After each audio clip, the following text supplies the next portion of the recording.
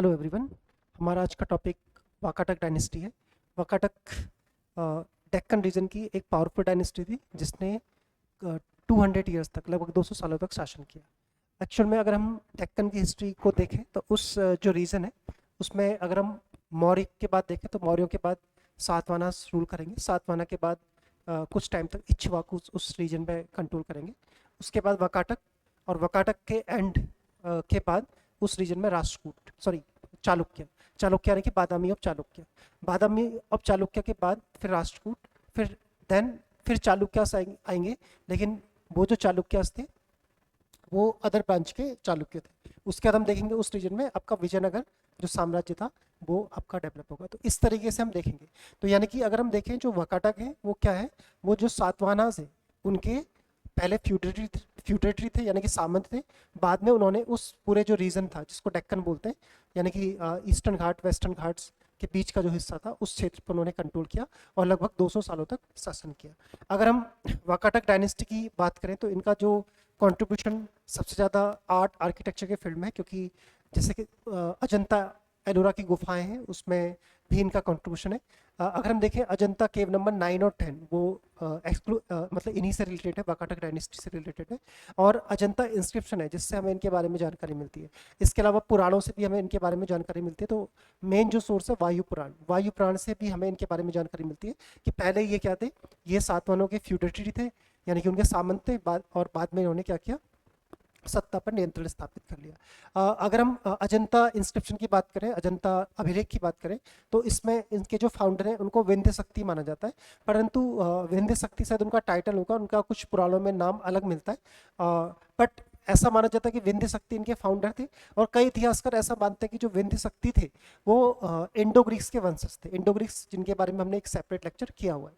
तो Indo Greeks यानी कि जो हिंद यूनानी थे, जो कि बैक्टीरियन ग्रीस भी जिन्हें बोला जाता है, उनके वंशज इनको माना जाता है। बट खैर जो भी हो, ये मेनली ब्राह्मणिज्म को फॉलो करते थे, खासकर शैव धर्म को। और इन्होंने क्या किया, ब्राह्मणों को बहुत ज़्यादा भूमि दान में भी दी।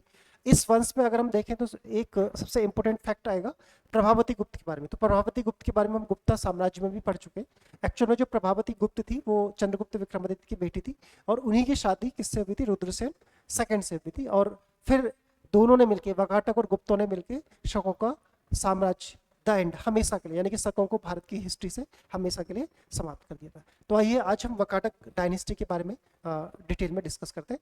आर्ट एंड आर्किटेक्चर को हम आर्ट एंड कल्चर वाले पोर्शन में पढ़ेंगे। अभी हमारा जो मेन टॉपिक है वो इनकी पॉलिटिकल हिस्ट्री के बारे में। तो देखिए, जैसे वाकाटक डायनेस्टी मैंने बताया कि 3rd से 5th सेंचुरी के बीच में इन्होंने लगभग 200 साल का इन्होंने शासन किया था। 200 साल वाकाटक डायनेस्टी ने शासन किया था। मैंने लेक्चर की स्टार्टिंग में बताया था कि ब्राह्मण थे ये लोग, और खासकर जो शैव धर्म थे, भगवान शिव के पुजारी थे, शैव धर्म को मानते थे। इनका सोर्स मैंने बताया जैसे वायु पुराण, और भी पुराण है, लेकिन जो सबसे अच्छा जो सोर्स है वो वायु पुराण में इनके बारे में डिस्कशन दिया हुआ है। तो वायु पुराण इनके बारे में जानकारी देता है, और वायु पुराण से हमें पता चलता है कि ये क्या थे, सातवाहनों के सामंत थे। और बाद में इन्होंने फिर जब सातवाहन पावर कमजोर हुई, सातवाहनों के क्या थे, सामंत थे। और बाद में जब सातवाहनों की सत्ता कमजोर हुई तो फिर इन्होंने इस क्षेत्र में क्या करा, नियंत्रण स्थापित कर लिया। और जो पुराण है उसमें वाकाटक डायनेस्टी को क्या बोला है, विंध्यक। इनको ऐसा, ये भी एग्जाम के लिए इंपॉर्टेंट पॉइंट है, विंध्यक। यानी कि ये जो विंध्य क्षेत्र था उस क्षेत्र में क्या करते थे, शासन करते थे। तो इस तरीके से इनके बारे में बताया। इनकी राजधानी के बारे में डिस्प्यूट, मतलब थोड़ा सा डिस्प्यूट है कि कहाँ पे राजधानी है। तो उसका नाम है, कई कई जगह पे नंदीवर्धन लिखा है। ये स्टार्टिंग की कैपिटल, बाद में तो चेंज हो गई थी, क्योंकि बाद में अगर आप देखोगे तो जो वाकाटक डायनेस्टी थी वो 2 भागों में बट चुकी थी। उसको हम आगे देखेंगे। नंदीवर्धन, या फिर इसको नागरधन भी नाम से जाना जाता है, नागरधन, या इसको नागवर्धन के नाम से भी जाना जाता है। बट जो भी हो, लेकिन ये आज का जो नागपुर जिला है, नागपुर डिस्ट्रिक्ट के आसपास का जो क्षेत्र था वो था आधुनिक नागपुर।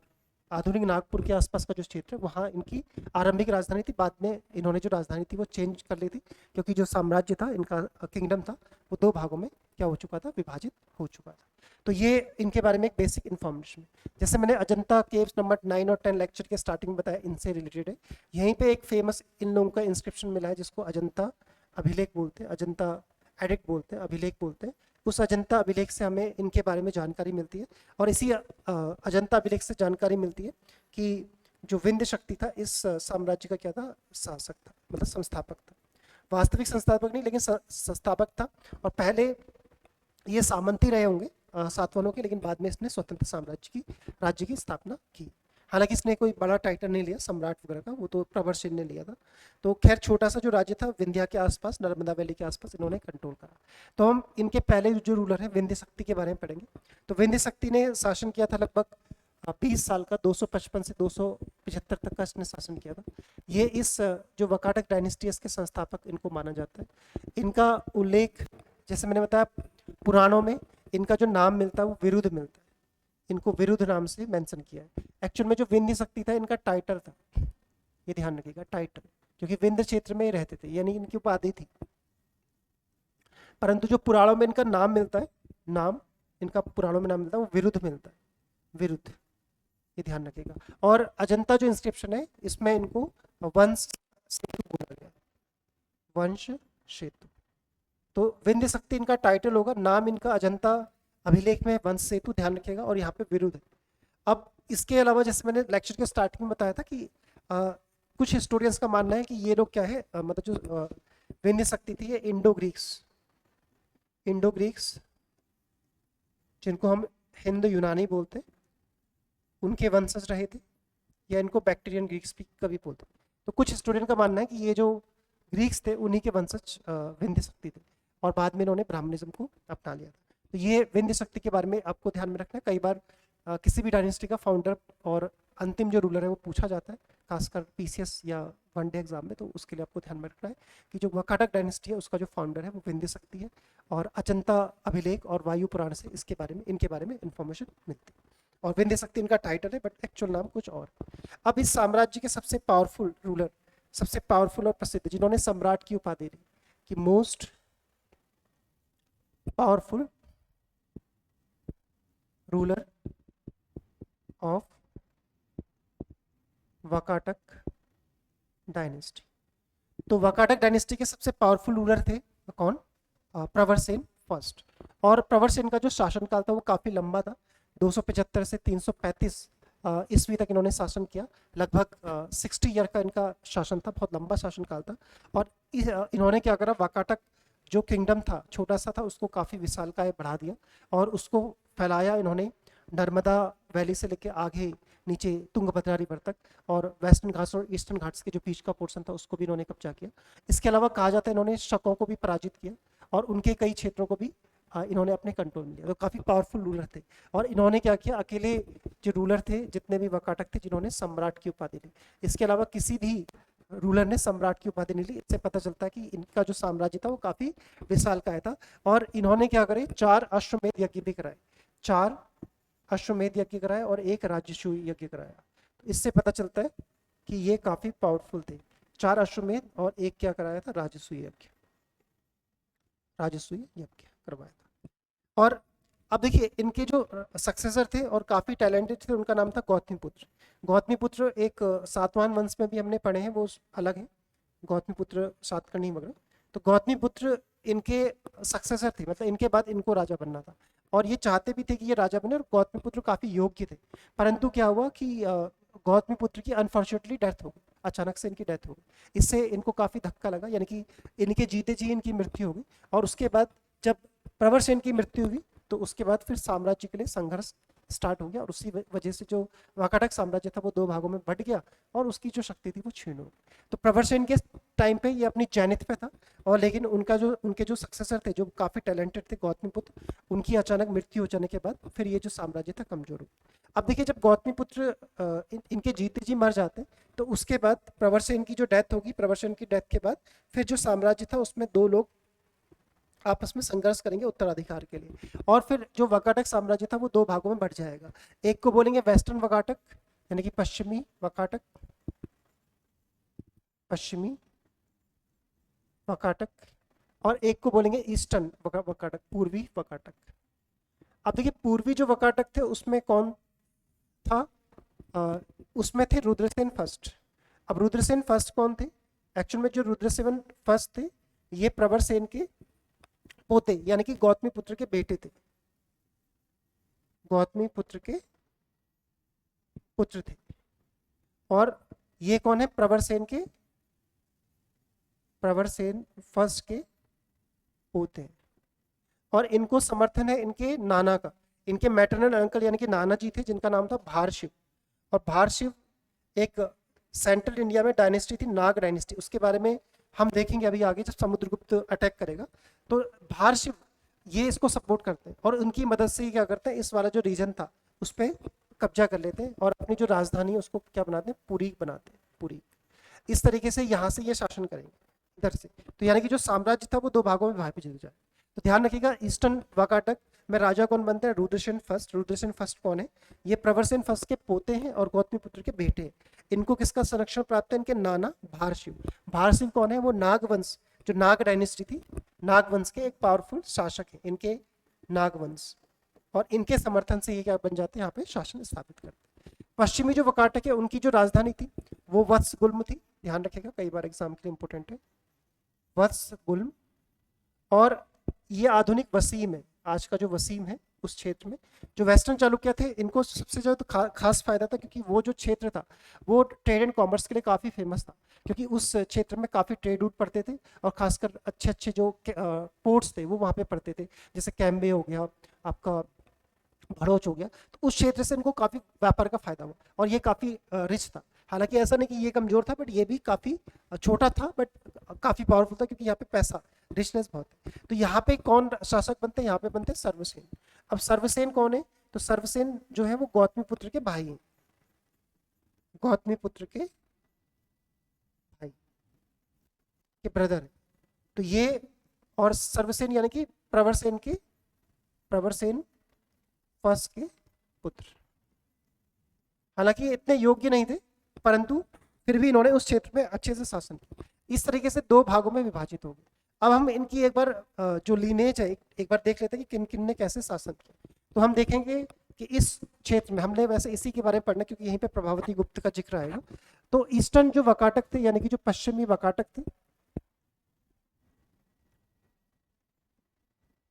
पश्चिमी वाकाटक में प्रवरसेन के बाद, जैसे अभी हमने बताया कि रुद्रसेन शासक बनते, रुद्रसेन के बाद पृथ्वीसेन फर्स्ट बनेंगे, पृथ्वीसेन के बाद रुद्रसेन सेकंड पढ़ेंगे। रुद्रसेन सेकंड वही है जो गुप्ता एम्पायर में हमने पढ़ा था कि चंद्रगुप्त विक्रमादित्य की बेटी प्रभावती गुप्त इन्हीं से शादी करती है, यानी कि चंद्रगुप्त विक्रमादित्य के दामाद हैं। इनके बारे में पढ़ेंगे। हालांकि ये 5 ही साल शासन कर पाते हैं, उनके बाद इनकी अनटाइमली डेथ हो जाएगी। उसके बाद जो शासन संभालेगी वो प्रभावती गुप्त। प्रभावती गुप्त की अगर हम बात करें तो एनिशियंट इंडिया में एक ऐसी शासिका है, हालांकि ये एज अ रीजन काम करती है, लेकिन 20 साल इन्होंने करीब शासन किया पुराणों के अनुसार।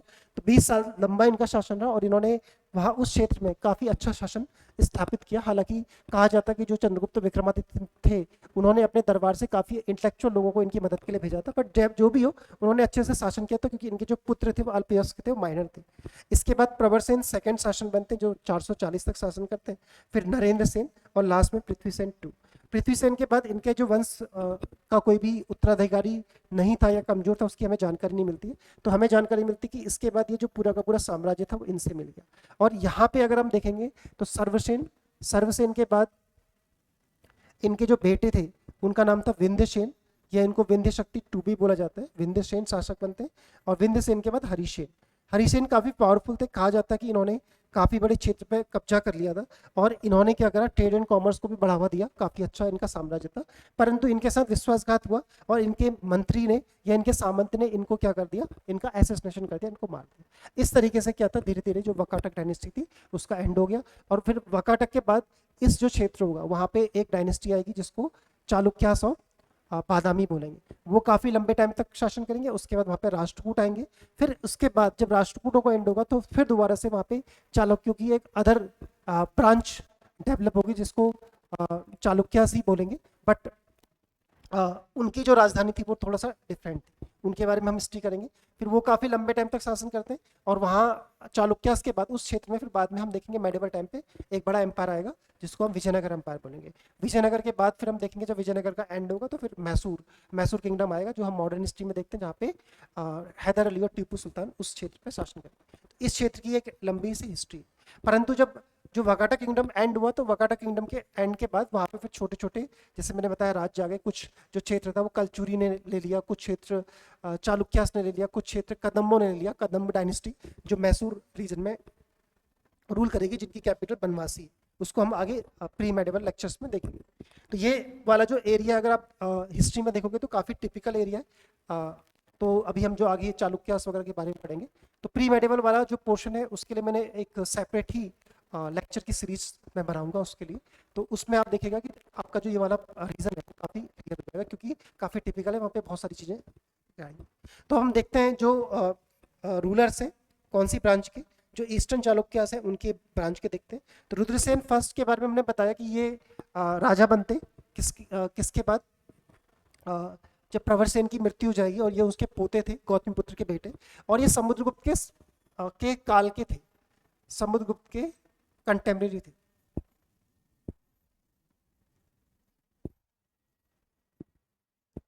ये समकाल। और समुद्रगुप्त ने क्या किया था, आपको पता है कि उसने दक्षिणापथ अभियान किया था। तो और विंध्या के जो क्षेत्र थे उनको भी कब्जा किया था। तो कहा जाता है कि उसने यहाँ पे आक्रमण किया, और सबसे पहले उसने जो नाग वंश के जो रूलर थे उनको पराजित करके उस नाग वंश पे कब्जा कर लिया, जहाँ से इसके नाना बिलोंग करते थे। उसके बाद उन्होंने इनके बड़े क्षेत्र पर भी काफ़ी कब्जा कर लिया। लेकिन आपको पता है कि जो समुद्रगुप्त था उसकी जो डेक्कन वाली पॉलिसी थी उसमें आपको पता है कि उसने डायरेक्ट कंट्रोल नहीं किया, इनडायरेक्ट कंट्रोल किया। तो कहीं ना कहीं ये अपनी जो इंडिपेंडेंस को मेंटेन करने में सफल है, हालांकि इनका जो राज्य था वो छोटा था। उसके बाद इनके जो बेटे थे वो पृथ्वीसेन फर्स्ट थे। तो पृथ्वीसेन फर्स्ट बहुत समझदार रूलर थे, और पृथ्वीसेन ने क्या किया, अपने उनको पता था कि हमें अपनी अभी अगर हम युद्ध करेंगे तो हम हार जाएंगे, तो इससे सबसे बेटर है कि आपने अपनी क्या करना है, मिलिट्री स्ट्रेंथ को स्ट्रॉन्ग करना। और इन्होंने क्या किया, सबसे ज़्यादा अपनी मिलिट्री पर फोकस किया और उसको स्ट्रॉन्ग किया, ट्रेड एंड कॉमर्स को भी बढ़ाया था। इससे क्या था, इनकी जो मिलिट्री थी वो काफ़ी स्ट्रॉन्ग बनी, इन्होंने एक बहुत अच्छी आर्मी बना दी। और इनको ये एक बहुत अच्छे रूलर थे, धर्मात्मा रूलर भी थे। इसीलिए कहा जाता है कि इनको जो युधिष्ठिर थे महाभारत में, जो युधिष्ठिर उनसे कंपेयर किया गया, जो पुराण है उसमें उनको युधिष्ठिर से कंपेयर किया गया है। जिस तरीके से युधिष्ठिर एक धर्मात्मा शासक थे, उसी तरीके से इनको भी कंपेयर किया। तो खैर इन्होंने जो वाकाटक डायनेस्टी थी उसको पावरफुल बना दिया। अब देखिए इसके बाद स्टोरी है चंद्रगुप्त विक्रमादित्य। चंद्रगुप्त विक्रमादित्य एक अच्छे डिप्लोमेट थे और अच्छे रूलर भी थे और पावरफुल रूलर थे। तो चंद्रगुप्त विक्रमादित्य ने क्या किया, उनको शकों को हराना था, क्योंकि शक एक पावरफुल लोग थे जो बार बार गुप्तों को परेशान करते थे। तो उन्होंने क्या करा, क्योंकि शक इस वाले क्षेत्र में शासन करते थे, इस वाले क्षेत्र में, ये वाला, और ये वाला क्षेत्र आपको पता है कि जो ट्रेड एंड कॉमर्स के लिए बहुत इंपॉर्टेंट था। और अगर हम देखें वाकाटक यहाँ पे है, इस वाले क्षेत्र में, वाकाटक इस क्षेत्र में। तो इन्होंने क्या किया, चंद्रगुप्त विक्रमादित्य ने, यहाँ पे गुप्त डायनेस्टी है, गुप्ता एम्पायर है। तो चंद्रगुप्त विक्रमादित्य ने क्या किया, इनसे अच्छे रिलेशन बनाए। अच्छे रिलेशन का मतलब, अपनी जो बेटी थी प्रभावती गुप्त की शादी यहाँ के रूलर रुद्रसेन सेकंड से करा दी। अब इससे क्या था, ये दोनों आपस में रिलेटिव बन गए, और इन दोनों ने मिलकर क्या किया, शकों को हमेशा के लिए द एंड कर दिया। इस तरीके से शकों का इतिहास भारत में समाप्त है। शकों का इतिहास हमेशा के लिए समाप्त है। तो चंद्रगुप्त विक्रमादित्य के काल के बाद आपको कभी भी शक नहीं दिखाई देंगे। इस तरीके से यहाँ पे इन्होंने किया। फिर 5 साल बाद ही रुद्रसेन सेकंड की मृत्यु हो जाती है। तो फिर क्या था, जो प्रभावती गुप्त है वो शासिका बन जाती है, क्योंकि उनके जो बेटे थे, एक का नाम दिवाकर सेन था, वो अल्पवयस्क थे, माइनर थे, दिवाकर सेन और दामोदर सेन। तो उनकी संरक्षिका, उनकी रीजेंट के फॉर्म पे वो क्या करने लग जाती है, शासन करने लगती है। और कहा जाता है कि कई जगह 10 वर्ष लिखा है, लेकिन कई जगह पुराणों में 20 वर्ष लिखा है। तो 20 वर्ष उन्होंने शासन किया और बहुत अच्छे से शासन किया। चंद्रगुप्त विक्रमादित्य ने अपने अच्छे योग्य सलाहकारों को इनकी मदद के लिए भेजा, और इन्होंने उस क्षेत्र में अच्छे से शासन किया, व्यापार वाणिज्य को बढ़ाया, ब्राह्मणों को भूमि दान में दी, और अच्छे से शासन किया 20 साल। उसके बाद ये भी कहा जाता है कि इनके अपने बड़े बेटे दिवाकर सेन से भी डिस्प्यूट हुआ, और कुछ अलग क्षेत्रों में दिवाकर सेन ने भी शासन किया।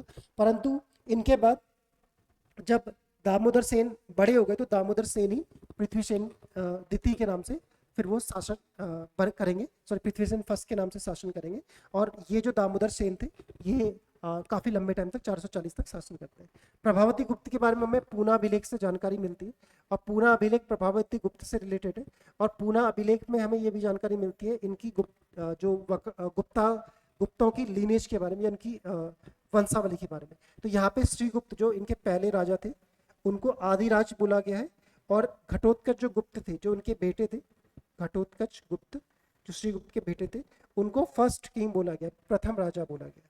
तो जबकि हम जो जानते हैं, हम मानते हैं कि जो श्रीगुप्त थे वो पहले राजा थे, बट यहाँ पे जो लिखा है श्रीगुप्त को आदिराज, ये ध्यान रखिएगा आदिराज लिखा हुआ है।